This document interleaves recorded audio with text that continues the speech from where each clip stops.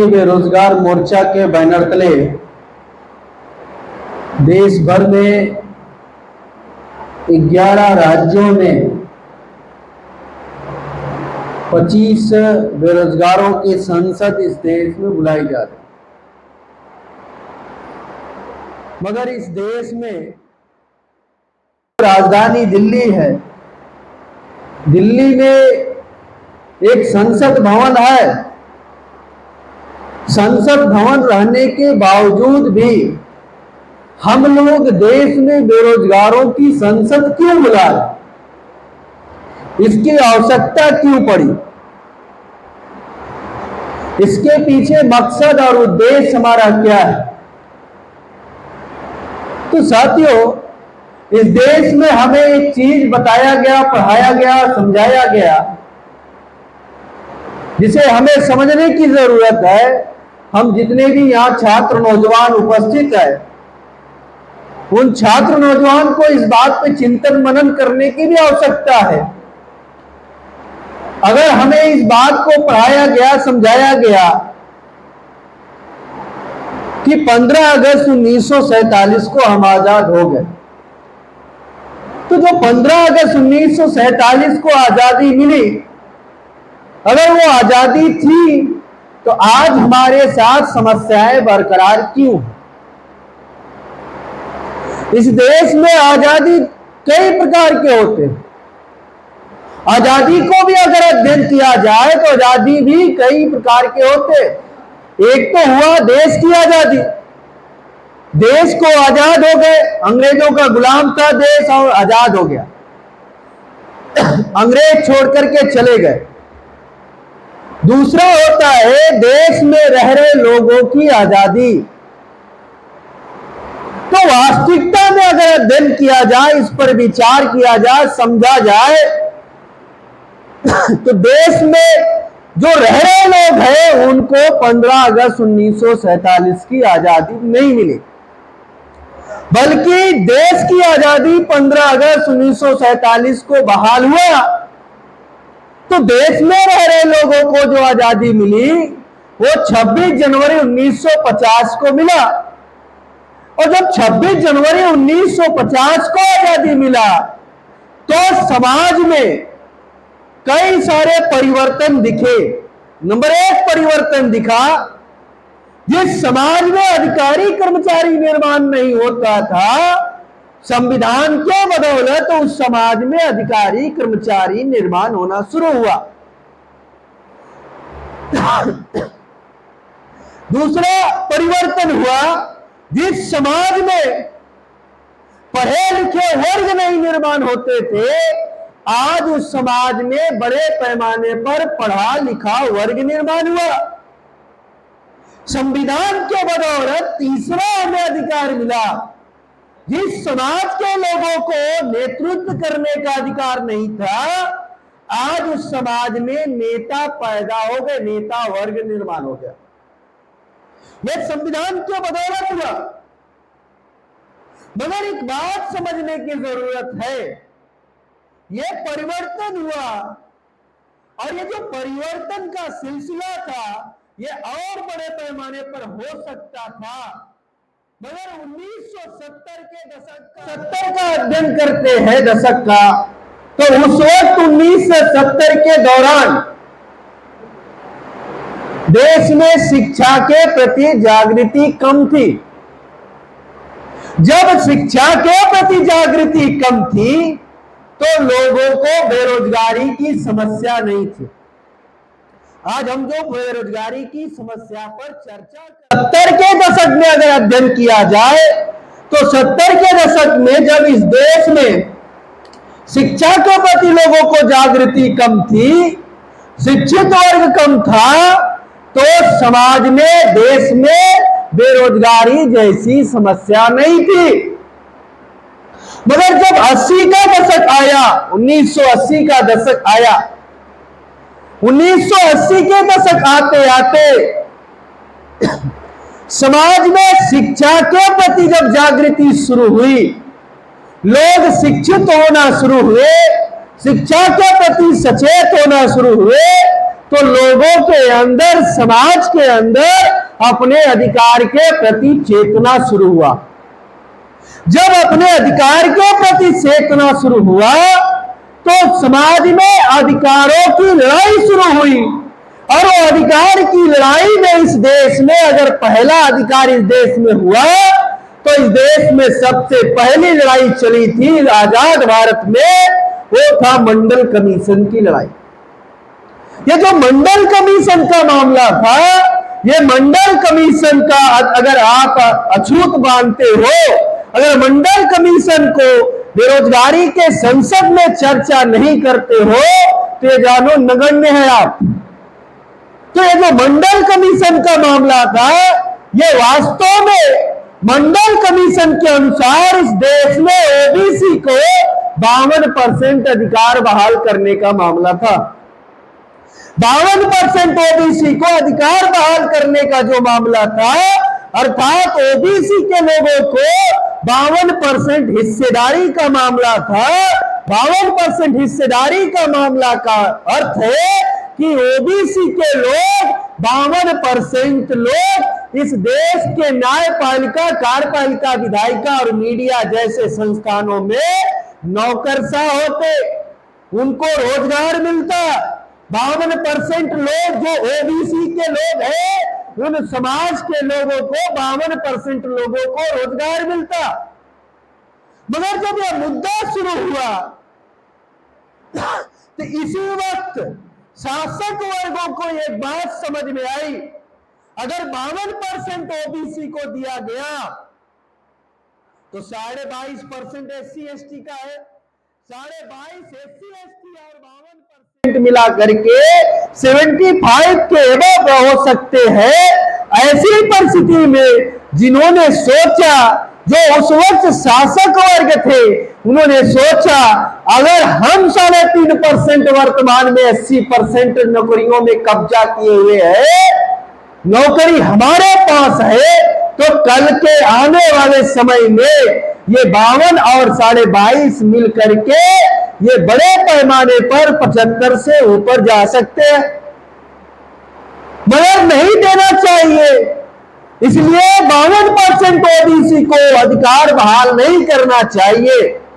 मगर एक बात समझ में आई कि जो उस वक्त सरकार बनी थी, वो सरकार अगर बनी थी इस देश में वीपी सिंह की सरकार, तो मंडल कमीशन के मुद्दे पर ही सरकार बनी थी।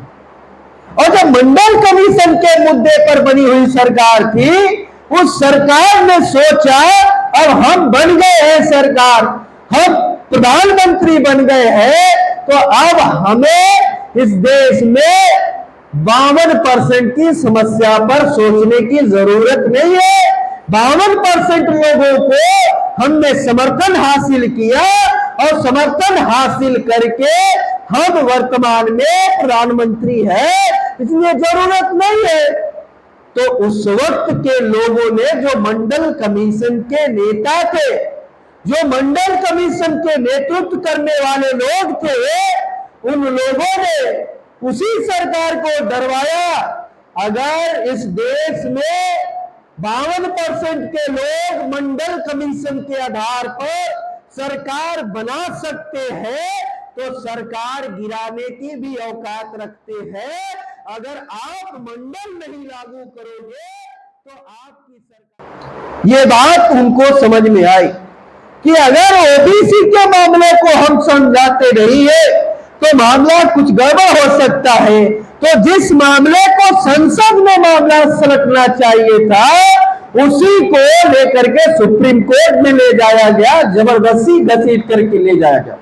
मगर एक षड्यंत्र हुआ, जो आज ये बेरोजगारी की समस्या हमारे पास पैदा हुई, वो यही से षड्यंत्र हुआ। वो षड्यंत्र था जो ओबीसी का मंडल कमीशन लागू होने से पहले इस देश में नौजवानों की, इस देश में बहुत बड़े पैमाने पर उनके कैरियर की हत्या कर दी गई।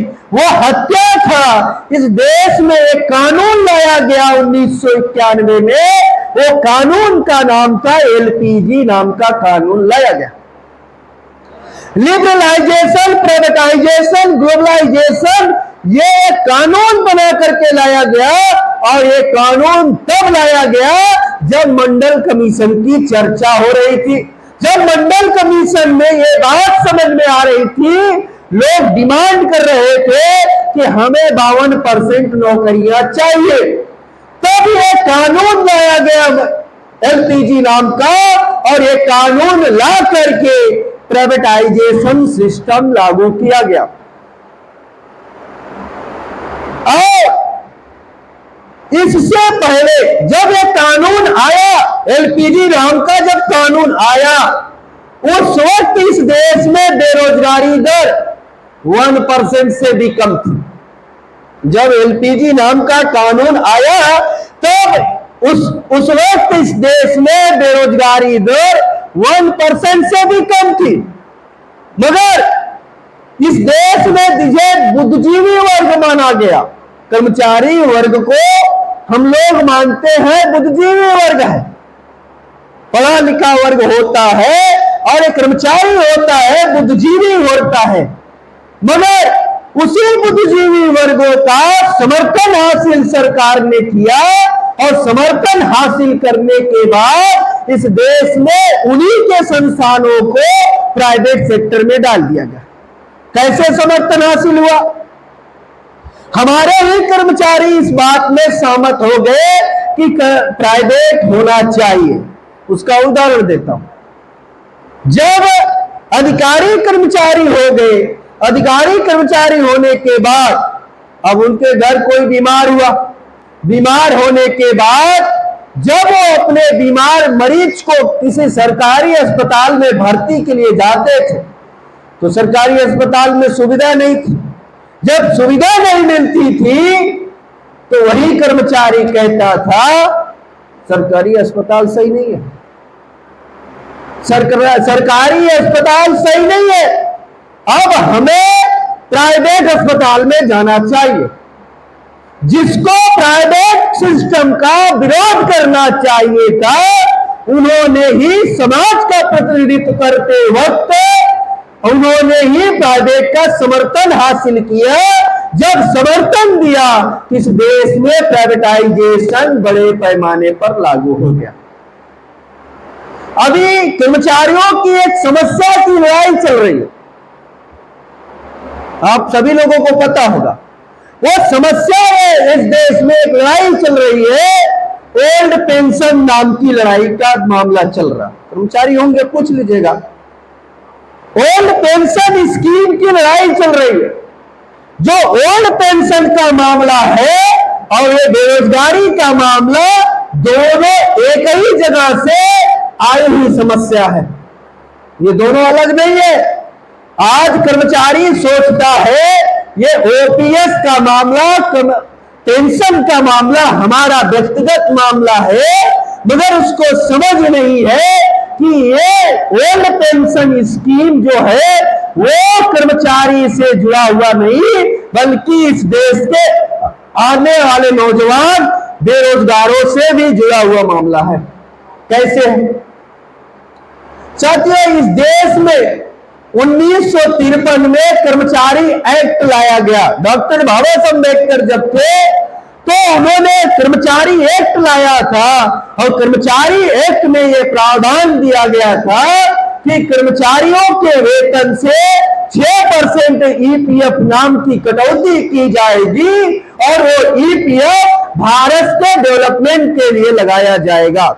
जो कर्मचारी कमाएगा उस कर्मचारी के 6% वेतन काटा जाएगा और काटे हुए वेतन को भारत सरकार भारत के विकास के लिए लगाएगा। तो भारत सरकार कर्मचारियों के खून पसीने से 6% जो ईपीएफ था उसको लगाया। कहां लगाया? इस देश में 348 कंपनियों की भारत सरकार ने स्थापना की थी। 348, जिसमें बीएसएनएल है, सेल है, बेल है, बीपीएल है, एचएल है, ऐसे तमाम, एचएमटी है, ऐसे तमाम इस देश में 348 कंपनियों की भारत सरकार ने स्थापना की थी।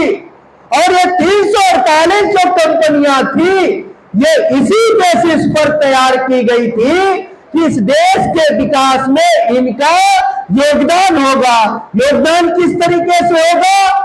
जो कर्मचारियों का 6% वेतन, ये कर्मचारी का 6% वेतन जो कंपनियों में लगाया गया है, वो कंपनी जब मुनाफा करेगी तो ये मुनाफा दी कंपनी, उसी मुनाफे को भारत सरकार कर्मचारी को रिटर्न, पेंशन और ग्रेच्युटी देती थी। जो 348 कंपनियां थी, वो इस देश में कम से कम 25%, ज्यादा से ज्यादा 300% तक मुनाफा दी।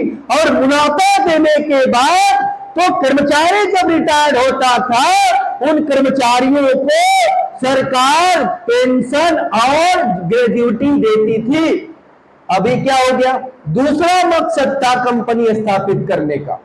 दूसरा इस देश में कंपनी स्थापित करने का मकसद था कि ये कंपनियां चलाने के लिए, जैसे बीएसएनएल चलाने के लिए मैन पावर की जरूरत होगी। भारत को, कंपनी को मैन पावर की जरूरत होगी। जब वो कंपनी को मैन पावर की आवश्यकता होगी, तो एक कंपनी उस मैन पावर को इन्हीं बेरोजगारों को लेगी, नियुक्ति करेगी। वो कंपनी नियुक्ति करती है तो आपको अधिकारी कर्मचारी बनने का अवसर मिलता था। अभी क्या हुआ? एलपीजी नाम का जब इस देश में कानून आया, तो कानून आने की वजह से वो 348 कंपनियों को नरेंद्र मोदी ने बेच दिया। जब बेच दिया तो 2002 की रिपोर्ट के अनुसार जिस देश में बेरोजगारी दर, जब एलपीजी नाम का कानून आया, तब इस देश में बेरोजगारी 1% से कम थी। मगर जब इस देश में एलपीजी नाम का कानून लागू हुए 10 साल हो गए, तब देश में बेरोजगारी दर 2.2 से ऊपर पहुंच गई। 2.2 से ऊपर पहुंच गई। 2013 आते इस देश में बेरोजगारी 5% से ऊपर पहुंच गई, 5-6% के आसपास पहुंच गए। जब 6-5% के आसपास बेरोजगारी 2013 में पहुंच गई, तो उस वक्त नवीन सरकार इस देश में आया। वो नवीन सरकार थी नरेंद्र मोदी के नेतृत्व वाली सरकार, 2024 की सरकार। 2024 की सरकार जब बन रही थी, तो 2024 के सरकार बनने से पहले नरेंद्र मोदी ने आपको वादा किया था। वादा यह किया था कि हमारी सरकार 2014 में बनेगी, हम नौजवानों को 2 करोड़ नौकरियां देंगे। वादा किया था, 2 करोड़ नौकरी देने का वादा नरेंद्र मोदी ने किया। ये वादा जो शब्द है, ये लॉ के अनुसार एग्रीमेंट होता है, और उसने एग्रीमेंट किया नौजवानों से कि हमारी सरकार आएगी तो हम 2 करोड़ नौकरियां देंगे। जिन्होंने आपको वादा किया कि हम 2 करोड़ नौकरियां देंगे, उन्होंने आज वर्तमान समय में देश की हालात कहां पहुंचा दी, एक रिपोर्ट से समझने की जरूरत है। 2017 की एक रिपोर्ट आई, सीएमआई की report, central for monitoring Indian economic, ये आप गूगल पर खोज सकते हो। सीएमआई एक भारत सरकार के गैर सरकारी संस्था है, प्राइवेट संस्था है, स्वायत्त संस्था है, और ये गैर सरकारी संस्था का काम ही होता है देश के आर्थिक स्टैटिक अध्ययन करना, इकोनॉमिक स्टैटिक का अध्ययन करना। ये सीएमआई का रिपोर्ट हर तीसरे महीने पे आती है।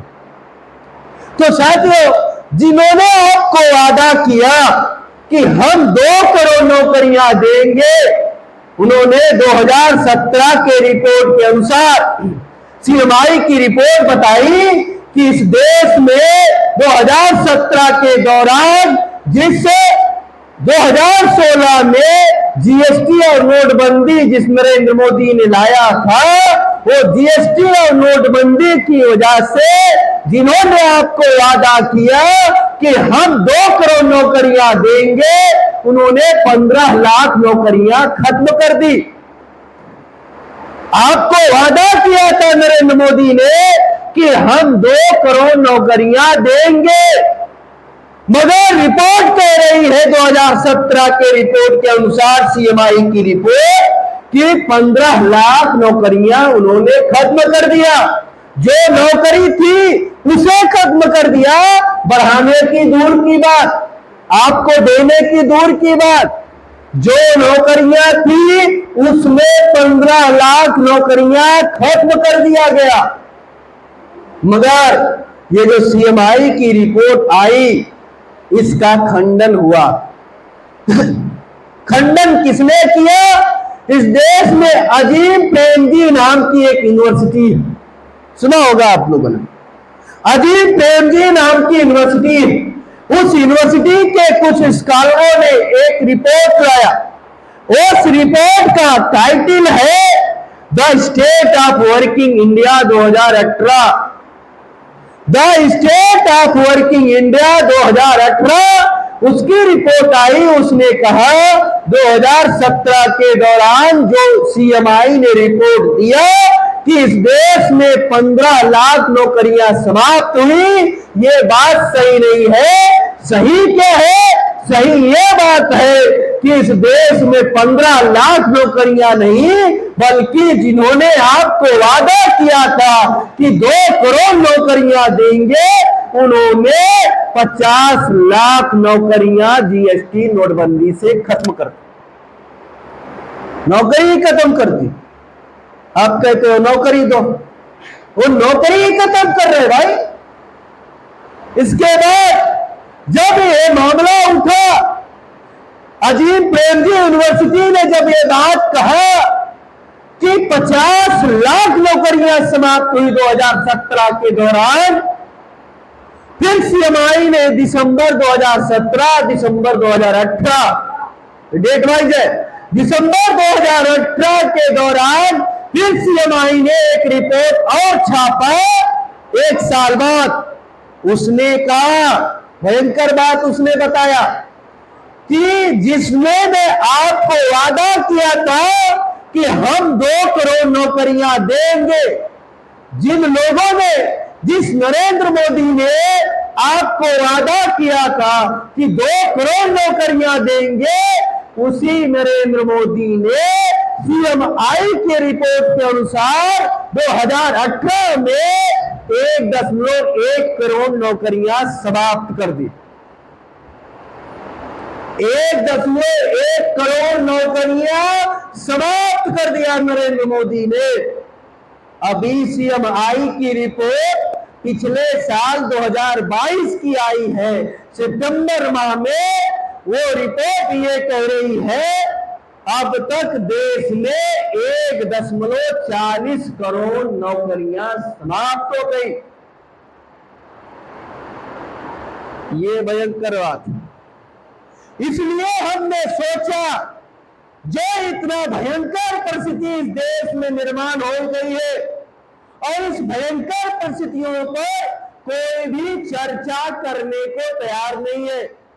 चाहे किसी प्रदेश की राज्य सरकारें हो, चाहे किसी प्रदेश की केंद्र सरकारें हो, चाहे किसी प्रदेश की पक्ष हो, चाहे विपक्ष हो, किसी की भी औकात नहीं है कि बेरोजगारी पर इस तरह बहस करने को तैयार हो जाए। किसी की औकात नहीं है।